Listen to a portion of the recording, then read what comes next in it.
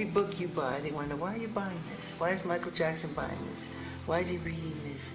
Or you go to the club, as soon as you go in there, every song is my song, as if I want to hear my music. And everybody starts chanting for me to dance. So it becomes a show all over again.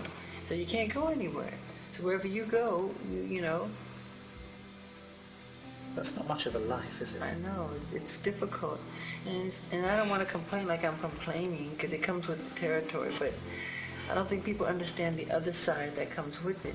So they're so quick to call you strange and weird, but it's almost as if you're forced to be different, because it's not normal life, you know? I can do the normal things, go to the store and buy a piece of bread, a piece of candy or something. He can't do that.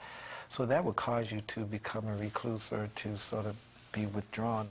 Do you not sometimes wish that you could go to the local store and Of course. buy yourself some food and come back, or go to a Of bar? course. I want to go to the market, like one of those markets, and take one of those carts and throw some food in there and go down the aisle. I would love to do that. Can you do that? No, of course not. Of course not. I tried, and the whole place stops, you know, and everybody's chanting and getting your autograph, and it's hard. It doesn't work. That's why I love putting on disguises. One of the disguises Michael would wear in public was from his music video, Ghost. A makeup process that took several hours and would turn him into a completely unrecognizable and very large white man. I'll sit on a bench at Disneyland, a fat suit. I just sit there and I love it. I learned so much. Watching people, studying people's characters. And that's what I like. I like going inside. And that's the same thing with performance. You can tell right away when an artist, you can read it on her face when she's dancing. She's counting 1 and 2 and 3 and 4 and 5 and 6. And you can see it. But that's the wrong concept for dance. Dancing is about feeling, not about thinking. So when they count, they're thinking. You should feel, become the bass, become the drums, become the guitar, the strings. You just become a oneness, you know?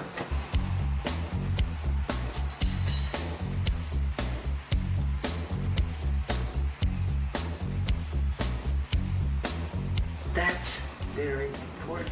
But That's real. But that's Michael Jackson talking as a performer. I love performing. But that's not. I wish I could sleep on stage. But that's not Michael Jackson the person.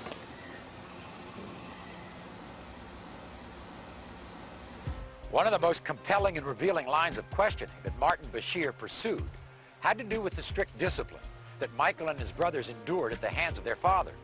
Unfortunately, this is footage that Mr. Bashir and his producers have not allowed us to show you. But we can tell you that it was a very emotional description of beatings with belts and the cords from irons. You remember when you said to me that you just wanted to run away from your father? I hid. I used to hide. Well, one of the things I can see this man tried to do, he tried to pin something on me where I was real brutal. And raising these guys, Jermaine and all the rest of them, they all got whippings. But they didn't get no beatings, you know. They got whippings. And We were disciplined in the way that which he knew. And during that time, all children and parents at the time, they whipped their kids. We had to be in before the lights were on at night, and we had to ask for things. And I thought it was great because it allowed us to become what we became. We never got on drugs. We never got in trouble. And I see the difference from my upbringing as when I came to California, and friends that I went to school with, how they would curse their parents out and slam the door and disrespect them. Joseph didn't beat him or anything like that. We just disciplined him out of love. And the Bible says if you love a child, you will discipline them. The discussion of the strict discipline and verbal abuse by Michael's father went on for almost 8 minutes in Mr. Bashir's finished special. But what he did not include was a short but very revealing comment from Michael about his father. He just, I don't think how much he hurt me when he was little, but he's a genius. The man is a genius. At the same time, he is a genius. He really is. But Michael, he injured you when you were a child. Yeah, but look what came out of it. Well, Maybe I wouldn't have the affection for the kids that I have today, wanting to help them.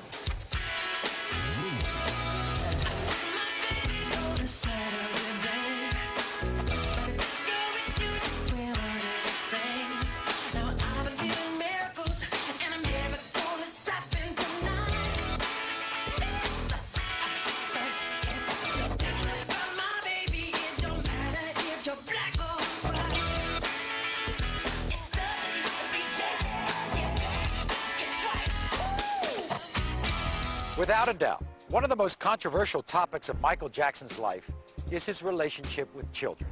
The scandals and rumors surrounding allegations made against Jackson are the subject of seemingly endless speculation. As we told you before, Michael Jackson has no editorial control over the content of this program. What you see and hear is intended to be an unbiased presentation that allows you to draw your own conclusions. some years ago, you yourself were about to embark on a tour, and allegations were made about you and children. What about 1993? What happened? What was Michael Jackson doing? Because they don't know me. They don't know me. All that was false. Complete innocent guy. I would never do it. I would slit my wrist before I would hurt you. He would never hurt a child. Never. It's not in him. No way. He would never do anything inappropriate with a child. It's the furthest thing from his mind. When those allegations came, in '93, I think it was devastated. I mean, talk about going for the jugular. At every opportunity, the media has dissected and manipulated these allegations to reach their own conclusions. I ask all of you to wait and hear the truth before you label or condemn me. I watched Michael after they accused him of that child molestation. But at first he was a little lonely and all, but he never stopped because he knew it wasn't the truth, and he never stopped loving children. No, that's what I admire about him. He keeps going. He's not going to give up. And he's going to still give to all of us. I just know it. And Bashirs will come and go. You know? Michael will live forever.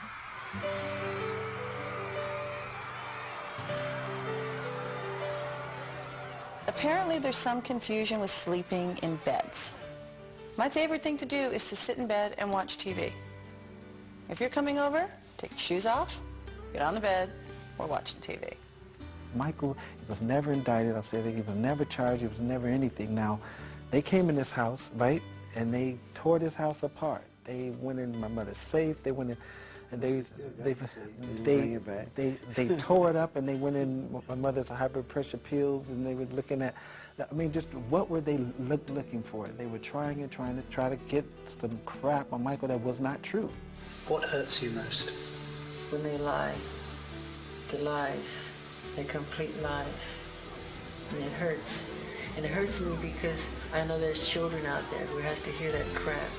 Why do people do that when all you have done is brought some of the most beautiful music,